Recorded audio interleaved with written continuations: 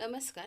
राज्यसेवेचा अभ्यास करणाऱ्या विद्यार्थ्यांसाठी हा व्हिडिओ आहे. बघा, जे कोणी राज्यसेवा पूर्व परीक्षेसाठी तयारी करत आहात तर त्यांच्यासाठी ही महत्त्वाची सूचना आहे की मी तुम्हाला सांगितलं होतं की राज्यसेवा पूर्व परीक्षेचे जे काही PYQ आहे त्याचं ॲनालिसिस मी स्टार्ट करणार आहे आणि ऑलरेडी ते मी स्टार्ट केलेलं आहे.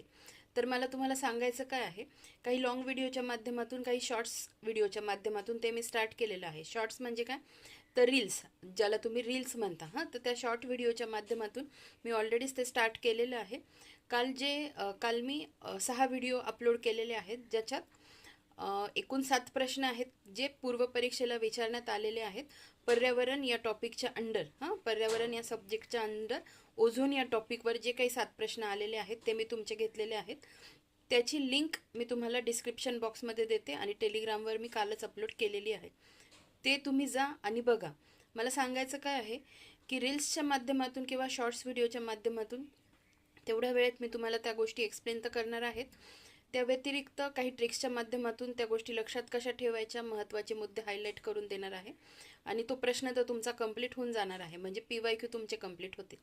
त्यानंतर मला सांगायचं हे आहे की या व्यतिरिक्त जी काही माहिती त्याच्यानंतर दिलेली आहे ते मी एक्सपेक्टेड प्रश्न किंवा एक्सपेक्टेड क्वेश्चन म्हणून त्याच्या सदराखाली मी ह्या सगळ्या गोष्टी नंतर घेऊन येणार आहे. मग मे बी ते लॉंग व्हिडिओ असतील किंवा रील्सच्या माध्यमातून घेऊन येईल, हे एक सांगायचं होतं. त्यानंतर मला तुम्हाला हे सांगायचं होतं की ही सिरीज नेमकी फॉलो कोण कोण करू शकतं. तर अर्थातच सरळ सेवेचे सगळे विद्यार्थी ही सिरीज नक्कीच फॉलो करू शकतात. वेळ असेल तर लॉंग व्हिडिओ बघत जा, नाहीतर रील्सच्या माध्यमातून किंवा शॉर्ट व्हिडिओच्या माध्यमातून तुमच्या खूप साऱ्या गोष्टी व्यवस्थित कंप्लीट होणार आहे. ठीक आहे. त्यानंतर